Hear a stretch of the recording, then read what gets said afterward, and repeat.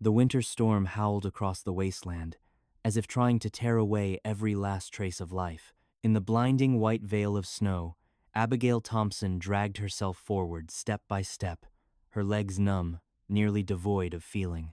Behind her, 3 other women staggered in the freezing wind, clothes torn, skins split, and bleeding from the merciless cold. They were not criminals. They were not fugitives. They were the women Fort Hanover had cast out. The town branded them trouble-making women, those who refused to bow their heads. Abigail was expelled for daring to reject a forced marriage to a man hiding behind the name of faith. Emily was banished for defending her younger sister from abuse. Mary challenged the sheriff's brutal authority. Rebecca risked everything to protect her child and paid for it with exile. There was no trial, no explanation. They were dragged through the town gates amid cold cheers and thrown straight into the wilderness. The wind carried those memories, burning through Abigail's mind. She understood their intent clearly. Let the cold finish the sentence. Yet beneath the stabbing pain, something still smoldered resistance. They could be driven away, but they were not defeated. As Abigail clenched her teeth and pushed forward into the storm, it was no longer just a flight from death. It was the moment another journey began, the journey of women cast aside, but never erased. Amid the blinding snowstorm, every step forward brought not only physical pain, but also stirred the bitter memories Fort Hanover wanted buried. Abigail understood all too well why they had been driven into this wilderness. Their crimes were never written into law, yet they were the one thing the town despised most. They dared to say no. Abigail was condemned simply for refusing to marry an aging man in a preacher's coat, someone who viewed marriage as ownership. Emily was cast out for protecting her younger sister from the violent hands of a man shielded by the community. Mary became a thorn in the authorities' side when she confronted the sheriff and dared to name his cruelty. Rebecca was branded a rebel for placing herself between her husband and a child trembling in fear. None of them had committed a crime. They had only refused to remain silent. But in Fort Hanover, that alone was enough to be deemed a threat. The town wanted obedient women, not those who questioned power or exposed the hypocrisy hidden behind morality and order. As the icy wind lashed her skin, Abigail grasped the brutal truth. They were not exiled for doing wrong, but for doing what was right in a place that could not tolerate truth.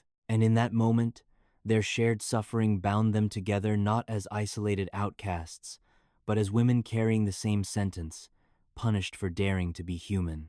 Time inside the storm seemed to dissolve into an endless white void. Snow and wind lost all boundaries, leaving only heavy footsteps dragged forward in desperation. The group's strength drained with every ragged breath. Hands went numb, bodies shook uncontrollably, and they moved on through nothing but a fragile instinct to survive. Emily was the first who could go no farther. She stumbled, then collapsed into a drift of snow, her red hair swallowed by frost. Her breathing grew shallow and broken, her lips turning blue as life quietly began to slip away. Abigail rushed to her side, dropping to her knees and shaking her in desperate, futile calls. Mary wrapped her hands around Emily's, rubbing them fiercely to cling to the last traces of warmth, while Rebecca swayed on her feet, one arm pressed tight against her aching ribs. No one said it aloud, but they all understood the brutal truth. To stop was to die. Yet forcing Emily back to her feet felt almost impossible. The storm offered no time for choice, only drove them to face a merciless decision between compassion and the raw instinct to survive. Abigail clenched her jaw, hiding the fear crushing her chest. She knew they were standing on the thinnest edge of human existence, where a single step forward might mean life, and a moment's hesitation could bury them all beneath the frozen snow. In that instant, hope was no longer a certainty, but a fragile challenge whispered against the death closing in. As the blizzard showed no mercy, a low, heavy sound tore through the deadly silence. Abigail looked up, her heart tightening. From within the swirling snow, dark shapes began to emerge, a pack of starving wolves, their bodies lean, their yellow eyes blazing with hunting instinct. They moved slowly, closing the circle around the exhausted women, drawn by the unmistakable scent of weakness and approaching death. Rebecca stumbled backward, trembling, her breath sharp with pain and fear. Mary stepped in front of the unconscious Emily, standing guard with empty hands but unyielding eyes. Abigail bent down and snatched up a broken branch, gripping it like a hopeless weapon. She knew the truth all too well. Against nature and its predators, their resistance bordered on the impossible. The alpha wolf suddenly lunged, white fangs snapping shut in an instant. Abigail swung the branch on instinct, striking its side just enough to draw a pained howl and force it back. The others growled, lowering their bodies, ready to finish the hunt. Death was no longer an abstract fear, it was a hot breath right in front of them. Surrounded like this, Abigail understood they were facing the final trial of survival not only against the storm, but against the cruelest hand of fate itself. If you were Abigail in this moment, would you fight to the very end, or let go and accept your fate? Leave a comment and share your thoughts. Just as the wolves prepared to charge again, a sharp, icy sound cut through the air, fast and decisive. One wolf collapsed into the snow, an arrow buried deep in its side. Before Abigail could grasp what was happening, a second arrow sliced through the wind, striking another wolf and forcing it to let out a tortured howl before turning and fleeing. Within a few heartbeats, the deadly circle dissolved, leaving behind a stunned silence amid the storm. From the shifting shadows in the snow, human figures slowly emerged. They wore heavy fur cloaks and moved with steady confidence, as if the freezing wind could not touch them. Bows remained drawn in their hands, their eyes calm and alert, nothing like the cruelty Fort Hanover had taught others to fear. They were Lakota warriors. Fear rose instinctively in Abigail's chest, but she no longer had the strength to step back. When one of them moved forward, his gaze passing over the unconscious Emily before settling on Abigail's pale face, she knew this was another moment balanced between life and death. Gathering the last of her breath, Abigail spoke not with pleading words, but with a quiet, unbroken resolve in her eyes. After a silence that felt endless, the warrior gave a slight nod. No further words were needed. They moved at once, lifting Emily, supporting Rebecca, steadying Mary and Abigail. As she was raised from the frozen ground, Abigail understood what had just happened. They had been saved, not by a miracle, but by the very people they had been taught to fear. And as warmth slowly returned to her body, a fragile spark of hope was lit once more. Abigail woke to a completely different world. There was no howling wind, no endless white of snow, only the soft flicker of firelight reflecting off the walls of a hide tent and the faint scent of pine smoke lingering in the air. A thick blanket was wrapped tightly around her body, warmth slowly seeping into muscles that had been numb beyond feeling. The pain still lingered, but she knew one thing for certain: she was alive. Beside the fire sat a Lakota woman, silent and composed. Her face was serious, yet free of contempt or suspicion. When Abigail tried to speak, her voice raw with exhaustion, the woman handed her a bowl of hot broth and motioned for her to drink. The rich herbal liquid soothed her throat and stirred a strength she though. Abigail asked about the others, worry rising unmistakably in her voice. The woman gave a small nod and said they were alive, being cared for, needing time to recover. There was no blame, no questioning of why they were here. Only a calm acceptance, as if saving lives required no explanation. In the days that followed, the Lakota warriors and people of the camp tended to them with quiet devotion. No one looked at them with pity or judgment. It was that very silence that made Abigail realize something deeper than the warmth of the fire. In this place, they were not seen as burdens or sinners. For the first time in a long while, they were allowed to exist simply as human beings without justification, without bowed heads. The days in the Lakota camp were not measured by time, but by the slow rhythm of human recovery. The cold was still there, but it was no longer an enemy. It became a backdrop to a quiet process of healing, unhurried, unforced, promising nothing except patience. Each woman found her way back to herself in her own manner. Maggie refused to remain still.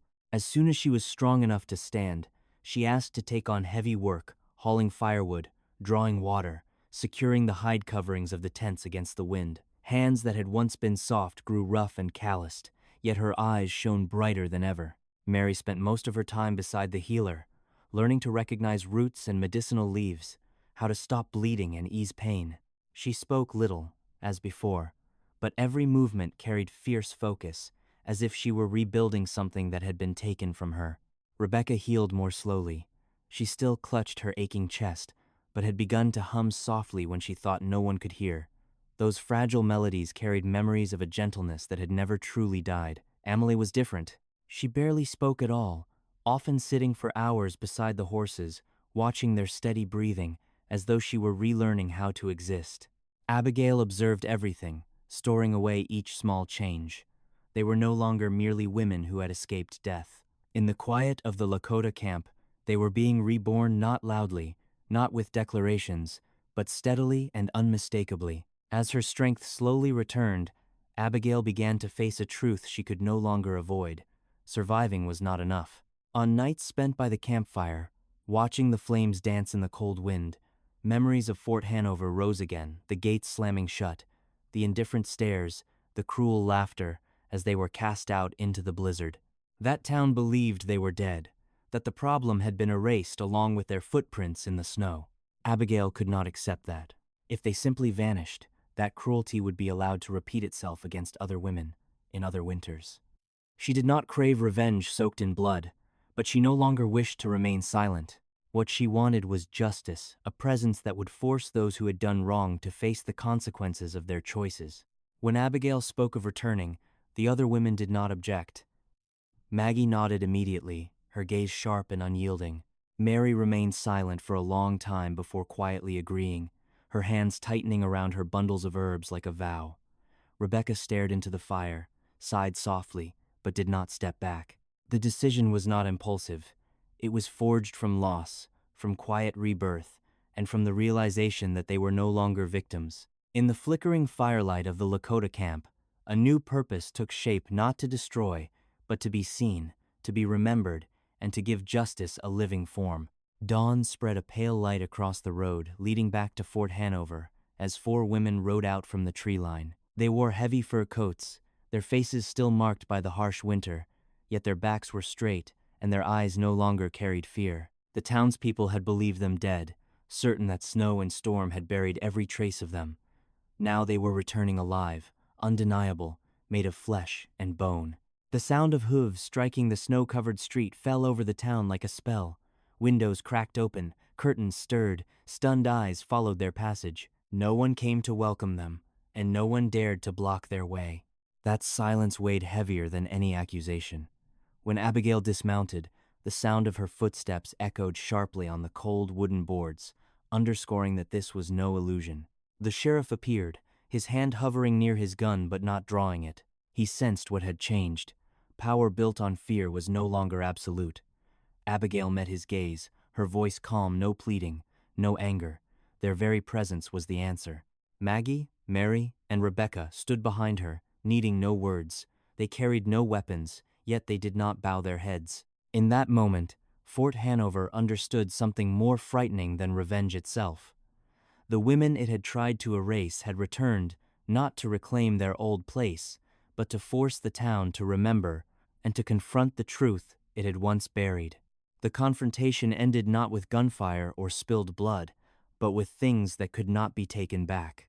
Hannah stepped forward through the crowd, her voice trembling yet unyielding, demanding the return of the son taken from her when she was at her weakest. Before the eyes of the entire town, the boy slipped free from the hands of those who had once decided for her and returned to his mother. In that moment, the moral disguise Fort Hanover had worn for years was torn apart. Abigail looked around and saw faces lowered in shame, eyes turned away, and women beginning to whisper among themselves.